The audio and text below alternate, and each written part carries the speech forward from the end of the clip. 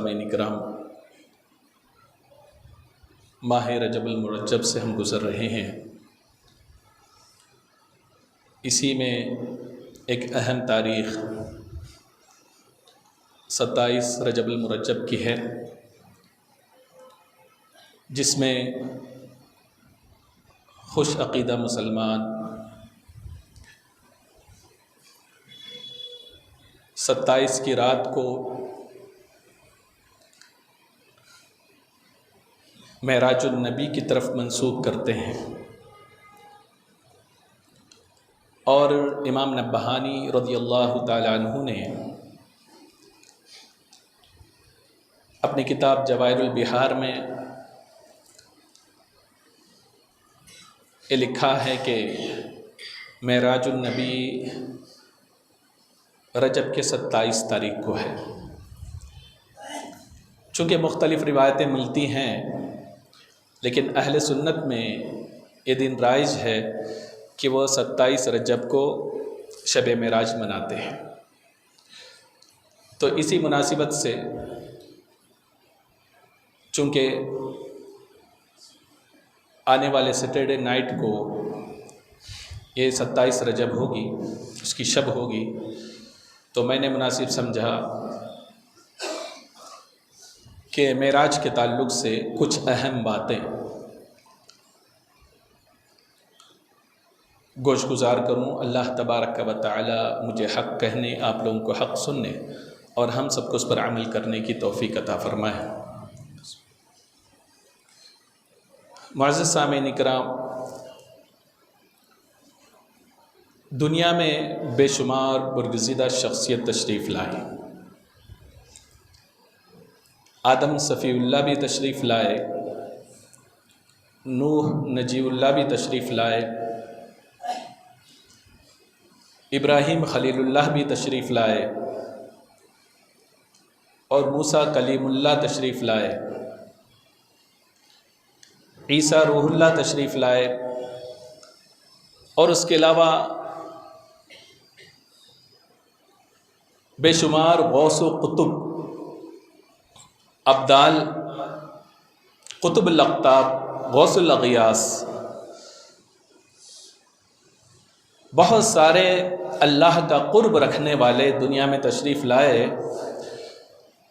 لیکن انہیں یہ شرف میسر نہیں آیا کہ وہ اپنی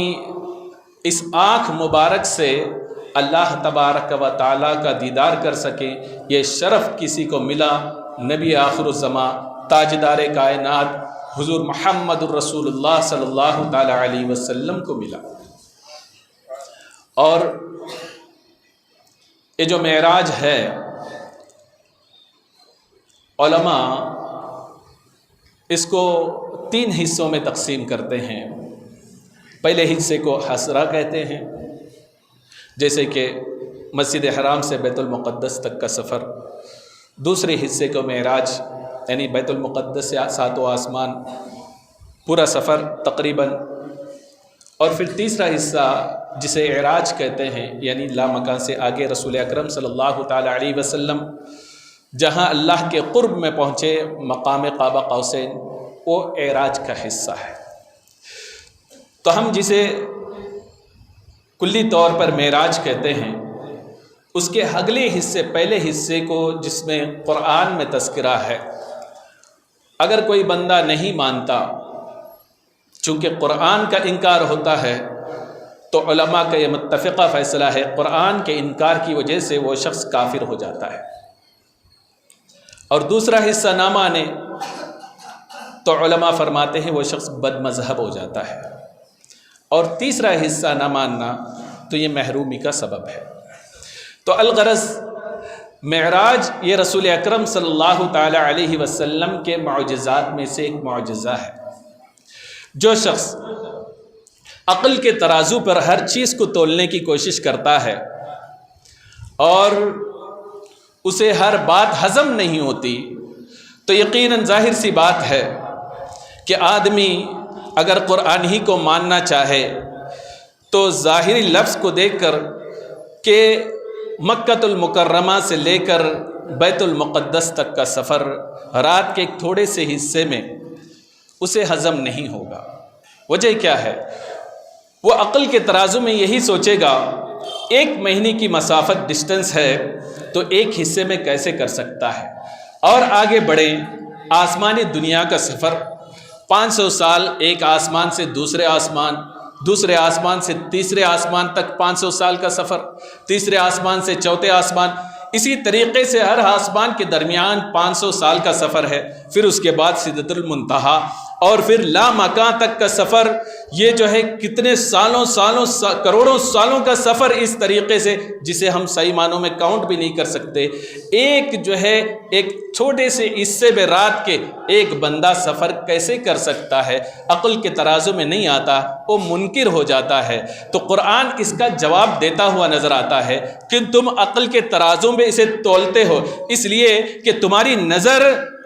تاجدار کائنات صلی اللہ تعالیٰ علیہ وسلم پر پڑی، اور تم نے انہیں بندہ جانا کہ ان کے اندر اتنی طاقت و قدرت کیسے آ گئی؟ یہ خدا تو نہیں ہے، خدا کے بندے ہیں، ان کے اندر اتنی طاقت تو نہیں ہو سکتی کہ اتنا لمبا چوڑا سفر مختصر سا عرصے میں وہ کر لیں۔ تو اللہ تبارک و تعالیٰ نے فرمایا تم نے عبد کو دیکھا، سبحان الذی اسریٰ کر کے اللہ نے بتا دیا کہ وہ رب لے جانے والا ہے کہ جو اس بات کو جانتا ہے اور اس بات پر قادر بھی ہے کہ وہ جو ہے آسمان کو بغیر چھت کے لگا سکتا ہے، اور زمین کا 3 حصے پانی میں 1 حصہ زمین کو لگانے پر قادر ہے، پھر بھی لڑکتی ہوئی نظر نہیں آتی۔ آپ نے دیکھا ہوگا ایسے عجائبات ہے، اور آج تک آپ نے یہ سنا ہوگا کہ آدمی میل اور فیمیل ہے، اور بچے کی پیدائش کے لیے فیمیل کی ضرورت پڑتی ہے، یعنی میل سے بچے کی پیدائش نہیں ہو سکتی۔ لیکن میں نے جب مطالعہ شروع کیا تو مجھے بات یہ بھی ملی، سمندر میں ایک جانور ایسا بھی ہے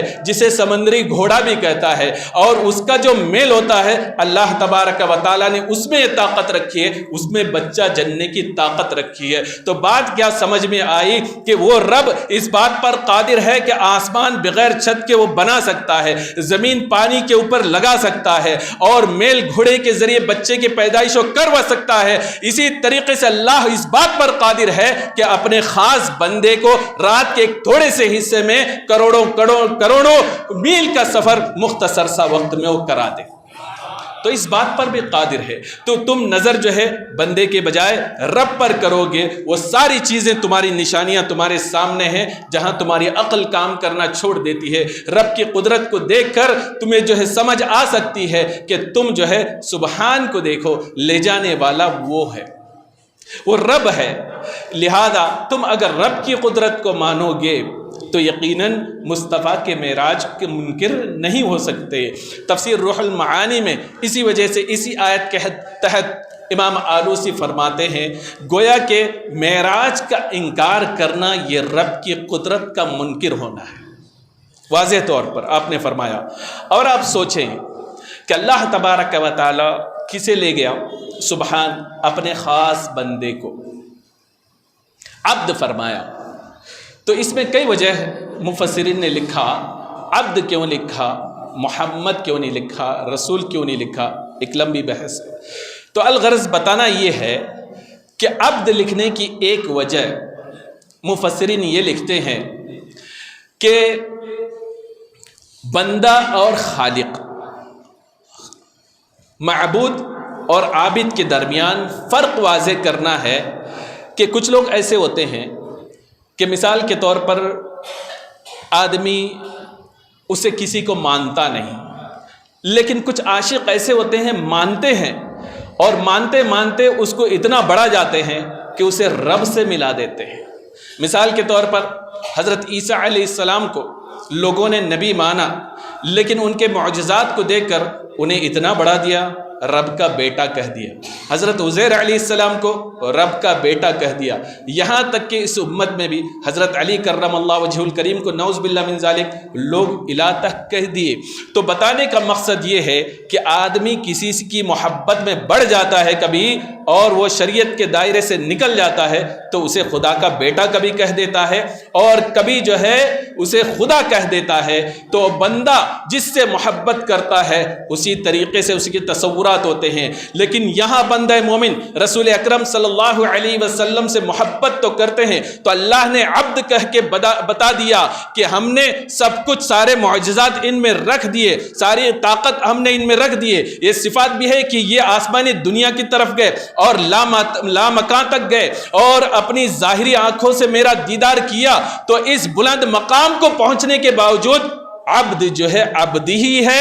الہ الہی ہے۔ یعنی تم چاہتے تو ہو کہ تم انہیں ہر درجہ چاہو،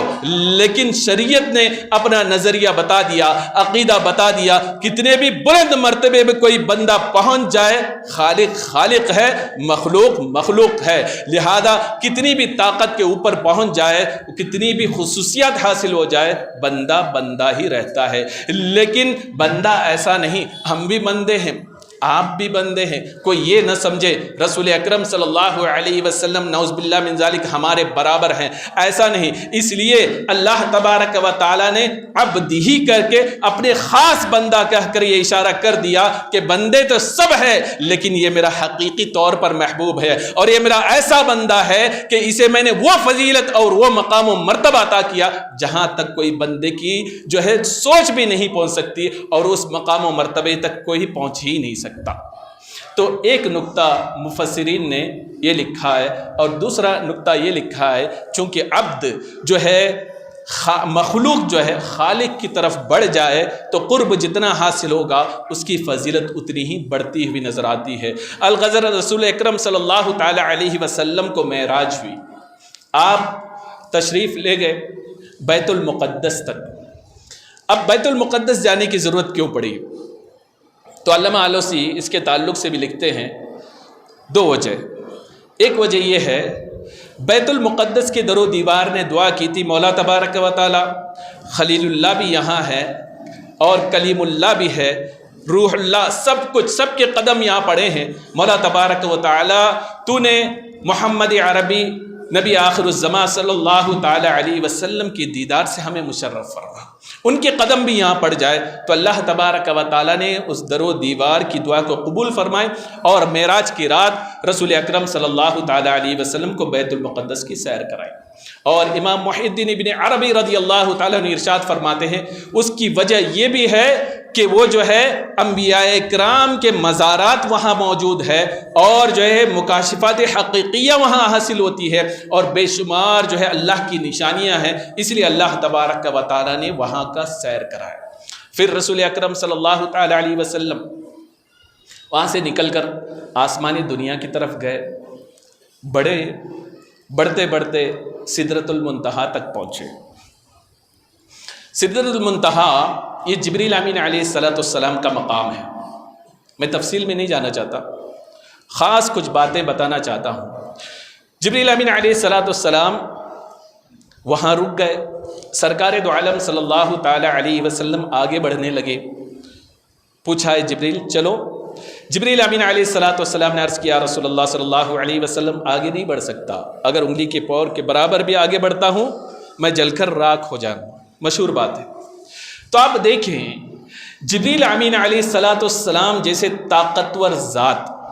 اللہ کے مقرب فرشتے، وہ آگے بڑھنے سے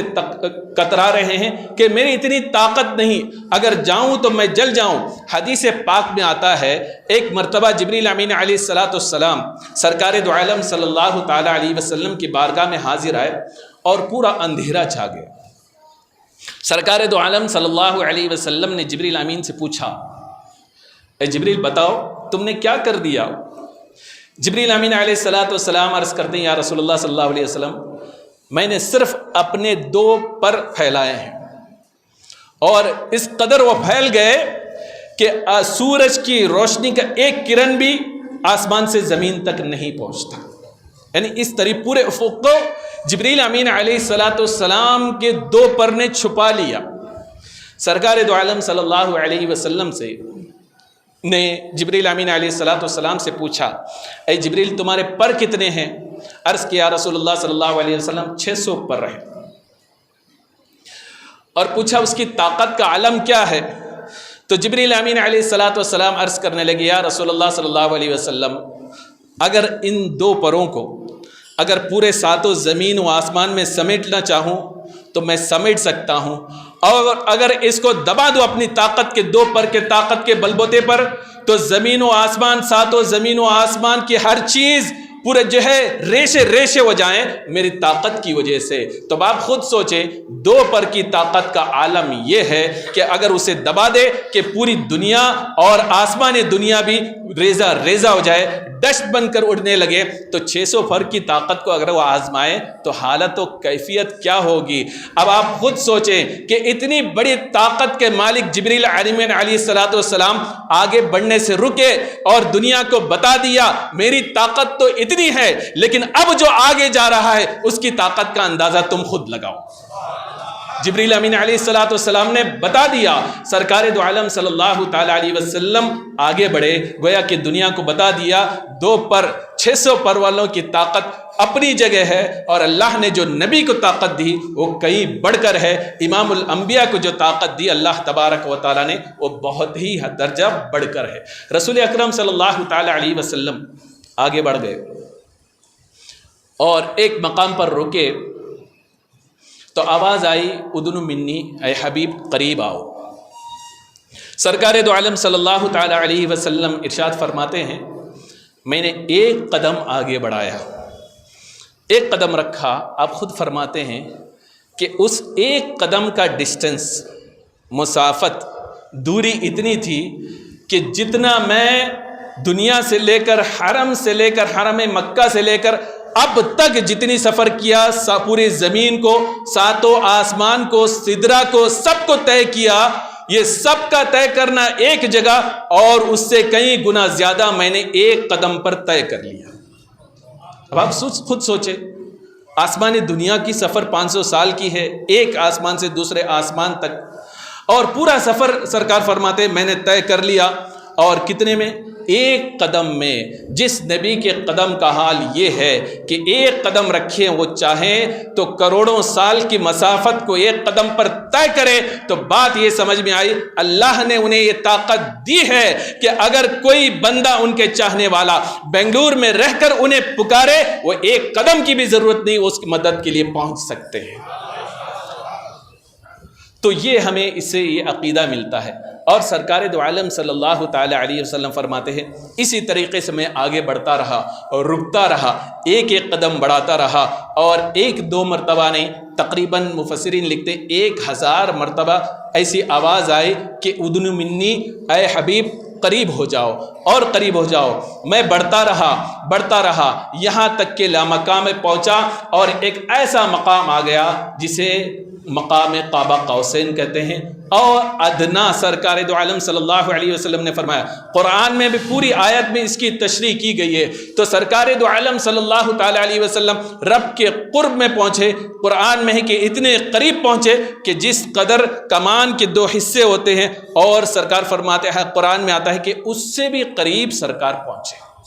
تو اس قرب میں پہنچ کر سرکار دو عالم صلی اللہ تعالی علیہ وسلم کو اس کے بعد کیا ملا؟ رب نے فرمایا قرآن میں فَأَوْحَى إِلَىٰ عَبْدِهِ مَا أَوْحَى، جو وحی رب نے کیا وہ کیا، یعنی اللہ نے جو دیا وہ اللہ جانتا ہے، اور اس کے حبیب نے جو لیا حبیب جانتا ہے،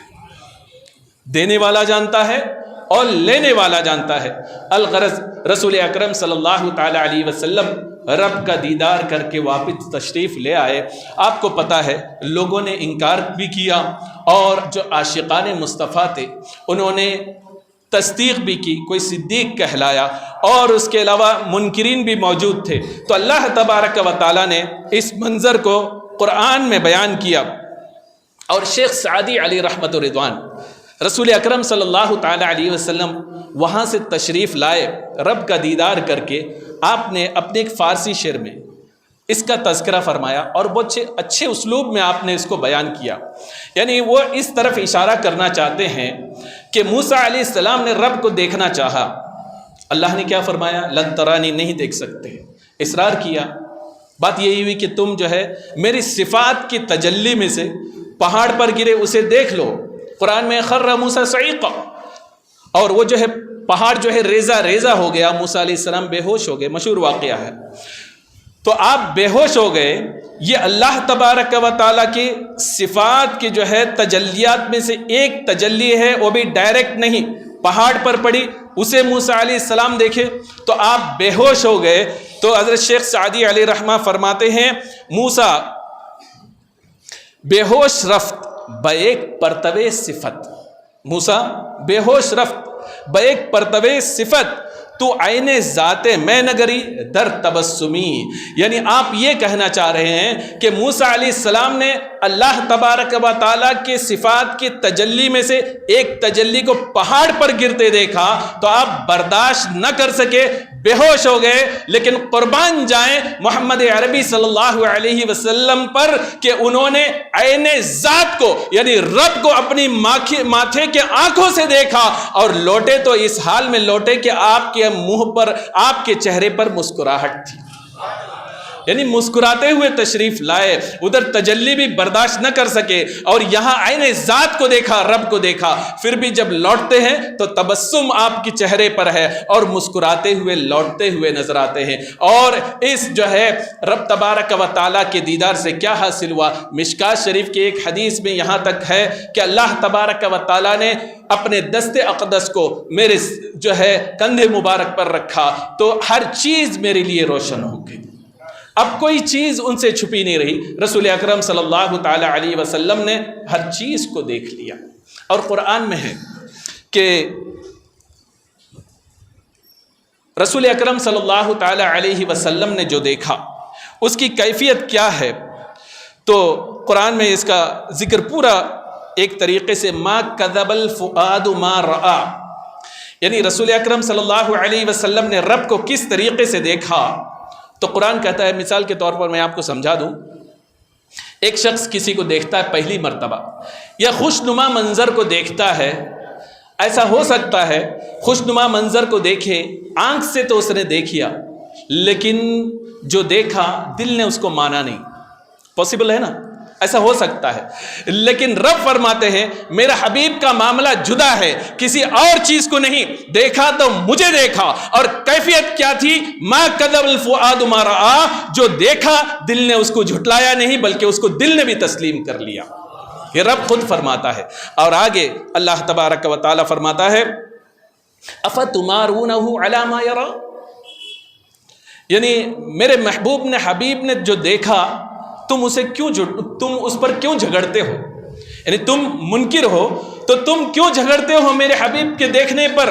تو اللہ نے ان کے اعتراض پر ایسا فضل فرمایا سرکار پر کہ اللہ تعالیٰ فرماتا ہے میرے حبیب کے دیکھنے پر جھگڑتے ہو، وَلَقَدْ رَآهُ نَزْلَةً أُخْرَى، لو میرا حبیب میرا دیدار تو کیا، جب وہ سدرۃ المنتہا پر پہنچا دوسری بار بھی میرا دیدار کر لیا۔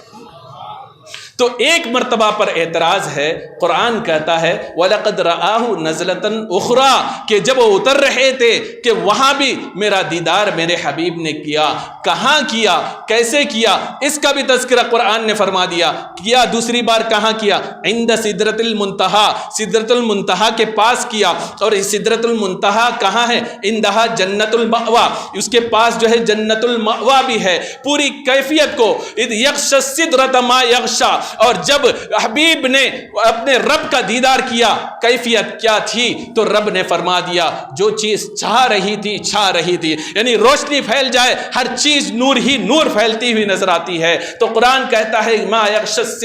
السدرۃ ما یغشی، ہر چیز جو چھا رہی تھی چھا رہی تھی۔ تو ہر کیفیت کو قرآن نے بیان کر دیا اور ہر چیز کا جواب اللہ تبارک و تعالیٰ نے قرآن مجید میں دے دیا۔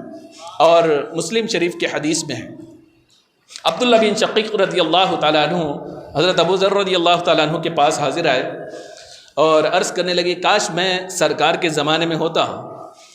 تو میں ایک سوال ضرور سرکار سے کرتا۔ تو حضرت ابو ذر پوچھنے لگے کہ ہم سرکار کے ہاتھ پہ ایمان لائے، جو چاہا ان سے پوچھا، ان کی صحبت پائی، ایسی کون سی بات ہے جو ہم نے نہیں پوچھا تو پوچھنا چاہتا ہے؟ تو حضرت عبداللہ بن شقیق رضی اللہ تعالیٰ عنہ عرض کرتے ہیں کہ میں یہ پوچھتا کہ یا رسول اللہ صلی اللہ علیہ وسلم کیا آپ نے اللہ کو دیکھا؟ تو حضرت ابو ذر رضی اللہ تعالیٰ عنہ مسکراتے ہیں اور فرماتے ہیں کہ خدا کی قسم یہ سوال ہم پہلے ہی کر چکے ہیں سرکار سے. تو عرض کرتے ہیں کہ سرکار نے کیا کہا؟ تو حضرت ابو ذر غفاری رضی اللہ تعالیٰ عنہ فرماتے ہیں سرکار نے فرمایا رأیت نورا، یعنی خدا کی قسم میں نے اللہ کو دیکھا، نور کو دیکھا. اور روایت و مجموع الزوائد کی روایت میں کہ حضرت عبداللہ بن عباس رضی اللہ تعالیٰ عنہ فرماتے ہیں کہ اللہ تبارک و تعالیٰ نے کلام کو موسیٰ علیہ السلام کے لیے خاص کر دیا اور خلت کو ابراہیم علیہ السلام کے لیے خاص کر دیا، اور جو ہے دیدار الہی کو محمد عربی صلی اللہ تعالیٰ علیہ وسلم کے لیے خاص کر دیا. اور امام احمد بن حنبل رضی اللہ تعالیٰ عنہ مسند احمد کے میں ہے کہ آپ جو ہے آپ سے سوال کیا گیا کیا رسول اکرم صلی اللہ تعالیٰ علیہ وسلم نے رب کو دیکھا؟ تو آپ اس وقت تک ہاں دیکھا ہے دیکھا اس وقت تک کہتے رہے جب تک کہ آپ کی سانس نہیں ٹوٹی. یعنی بزرگان دین سلف صالحین کا یہ عقیدہ رہا کہ رسول اکرم صلی اللہ تعالیٰ علیہ وسلم نے اپنے ماتھے کی آنکھوں سے اللہ تبارک و تعالیٰ کا دیدار کیا، اور سلف و خلف سب کا یہی مسلک ہے. ہمیں بھی چاہیے اسی مسلک پر قائم رہے. اور بہت سارے اعتراضات اس پر ہوتے ہیں، جواب بھی دیے جاتے ہیں کہ کچھ باتیں تو میں نے بتا دیا کہ حضرت عائشہ صدیقہ رضی اللہ تعالیٰ عنہ کی حدیث بتا کر اور دوسری بہت ساری باتیں بتا کر لوگ انکار کرنے کی کوشش کرتے ہیں. تو میں آپ کو بتاتا چلوں جمہور کا مسلک یہی ہے کہ رسول اکرم صلی اللہ تعالیٰ علیہ وسلم نے رب کا دیدار کیا. کس کو دیکھا ہے موسیٰ سے پوچھے کوئی، کس کو دیکھا ہے موسیٰ سے پوچھے کوئی. آنکھ والے کی ہمت پر لاکھوں سلام. وآخر دعوانا ان الحمد للہ رب العالمین. استغفر اللہ ربی من کل ذنب واتوب الیہ.